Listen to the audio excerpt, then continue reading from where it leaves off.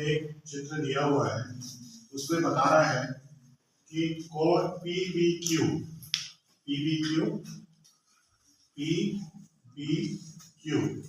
इसका मान निकालना है हमको।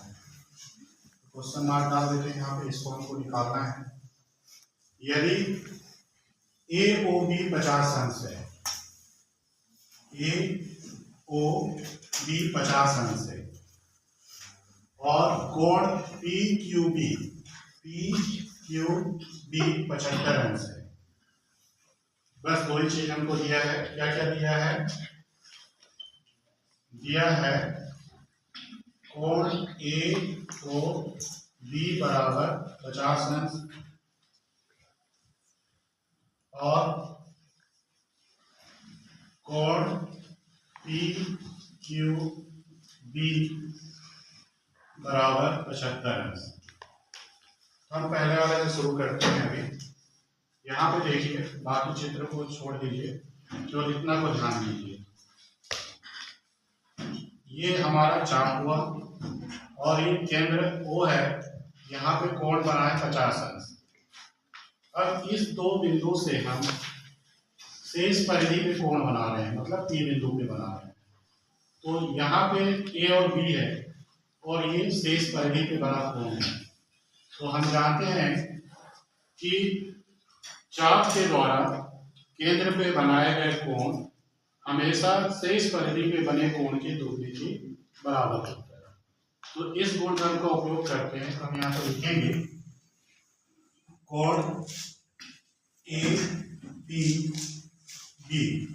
इसको अगर हम 2 से गुणा करें तो ये किसके बराबर आ जाएगा? केंद्र पे बने कोण के बराबर, AOB। अब यहाँ पे देखिए, कोण APB का मान भी मालूम है हमको, ये ऐसे ही रहेगा। 2 को हम उस तरफ ले जाते हैं और कोण AOB का मान हमको दिया हुआ है 50 अंश।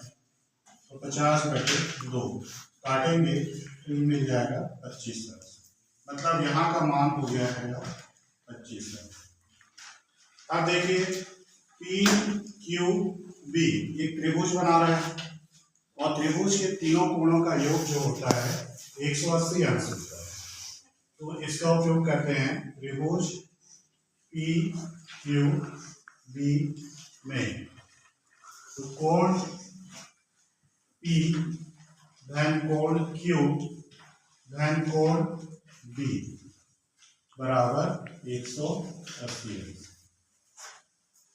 कोण P कहने का मतलब है कोण BPQ, ये 25 अंश है, यहाँ पे हम 25 अंश कर देते हैं। और कोण PQB ये 75 अंश है, तो इसको हम यहाँ पे 75 अंश कर देते हैं। और कोण भी हमको निकालना है, तो 75 और 25 हो गए 100।